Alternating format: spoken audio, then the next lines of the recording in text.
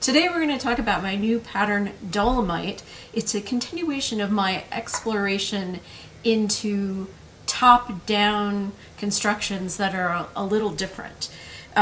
This one starts with shoulder bands, and it's a formula kind of pattern where you choose how long you want your sleeve and you choose how deep you want your neck. Everyone's working with the same gauge, but those other things are on a worksheet kind of pattern. Hi, I'm Norah Gaughan. I'm a knitwear designer, and my favorite thing to do is to design sweaters. So we'll jump into Dolomite. Like I said, it is knit first. A band is knit. So can you see this band? You knit this band from your shoulder to wherever you want the top of the sleeve before the ribbing. And then you end up picking up, doing short rows. You do the back first. I'm going to go through the pattern in a minute. I'm just giving you a little overview there of how it's worked. Let's talk about what yarn it's knit in. The yarn is Mayak Fiora di Lino, which is wool and yak and Italian linen. The yak is from Tibet. I even named the sweater Dolomite because it's Paula's favorite. It's where she grew up. It's like her favorite mountains, and since it looks like there's a mountain on the front of it, that seemed to make sense. Anyway, the yarn is knit 6 stitches to the inch. It's really soft and light, has a lovely little halo in it, so I was very excited to work with it. It is, however, going to be hard to show details of that yarn because it's really kind of fuzzy and hard to see on camera, and also a little hard to see while you're knitting it. So I did a few tricks to make that easier for the knitter, which we'll get to in a second. I kind of want to go through the pattern as it's written. So first we talked about the yarn, and then I want to show you that there's a chart for the yarn amounts. It's in inches and centimeters, yards and meters, and then I've even given you how many yards or meters it will take, that I've calculated it will take to add an extra inch in length, because as you know already, I think, I'm only 5 feet tall. I'm the one in the picture. I actually took these, they're all selfies that I took. If you can picture me like setting the camera or my phone for 10 seconds and then running around and posing and then doing it again and again for about an hour. That's how I got these pictures to show off the sweater for you. And another big aspect of this pattern is that I ended up using color coding. So in the pattern, you'll see that there are boxes that have color in them. And that's because certain measurements or calculations, they come up over and over again. So right in the very beginning, I have you measure things first. You're measuring 4 different things. We'll show this a little clearer on the screen as well. You measure the length from the center back neck to your sleeve, the circumference of your arm at the desired sleeve length, desired neck depth, and the cuff depth. These are things that you get to decide, and I have color coded them here, and every time they come up again, it's that color.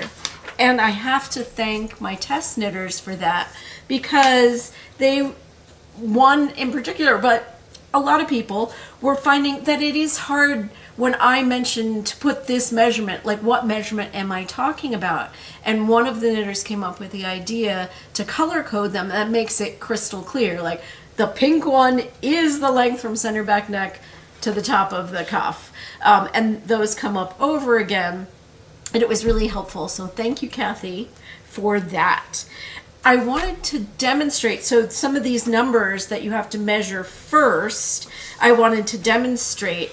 I can't demonstrate how to measure my own center back neck to wrist, because that's really hard to do on yourself. But another thing you can do is to take a sweater that you already have and you know you like the sleeve length of, and you can measure it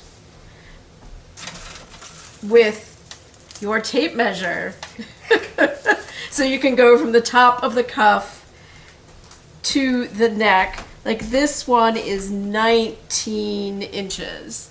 The sweater here, you might want full length, you might want 7/8 or 3/4. I wouldn't go above elbow length because it needs to be wide enough to have a wide body, have a little bit of a 2-inch addition under here, and you need a little bit of sleeve left for your dolman. And when you measure, just throw this over here, when you measure your cuff, or measure exactly what your arm is, because there's going to be some additional width added. So actually the width of the band is added to that automatically in the pattern. So don't add that in your head, do it there. So those are a lot of the things I wanted to say about that part of the pattern.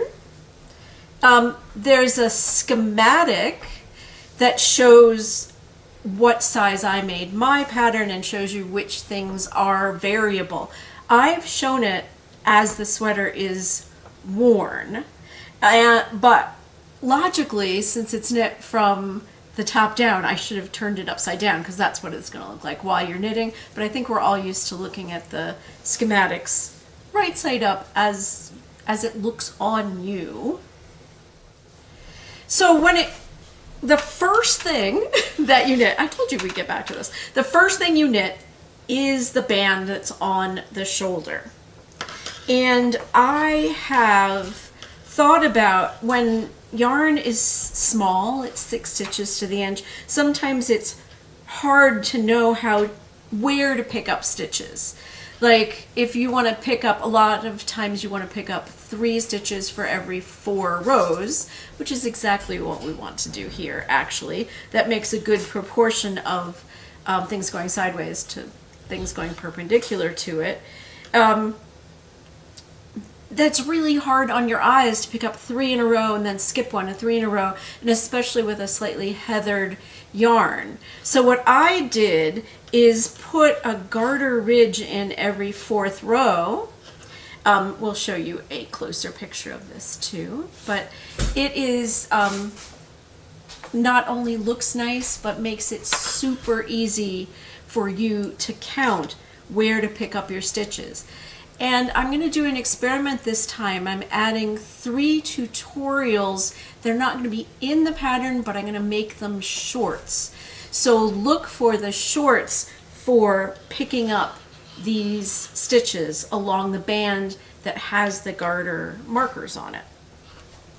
So the first thing you're going to do are those bands, but then the first thing you're going to do is the back. So you have picked up across, I think we'll show you the diagram there of how you have the 2 bands, and then you pick up along each shoulder, and then you're going to do short rows to shape the shoulders. So this is another place that I am going to tell you there's a tutorial, but it's going to be in shorts instead of in this video.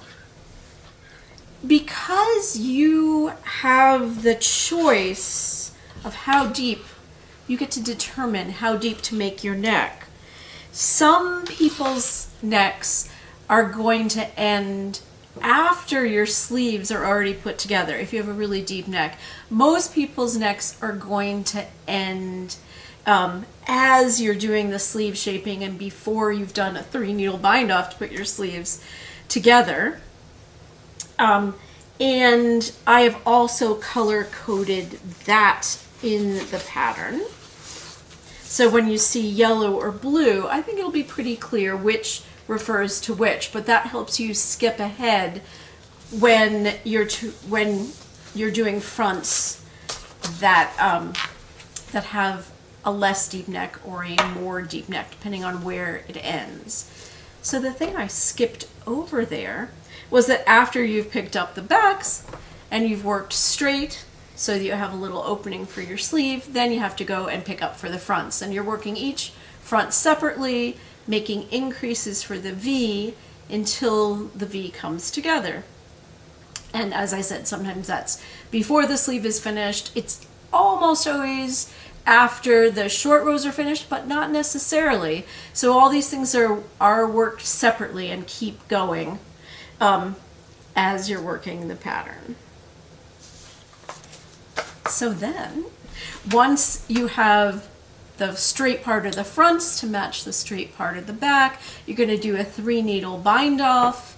And it may seem a little odd the way I've written it, but I've done the 3-needle bind off so that the outside of the 3-needle bind off, the sort of ridge, it comes on the front and on the outside, because I like the way that looks.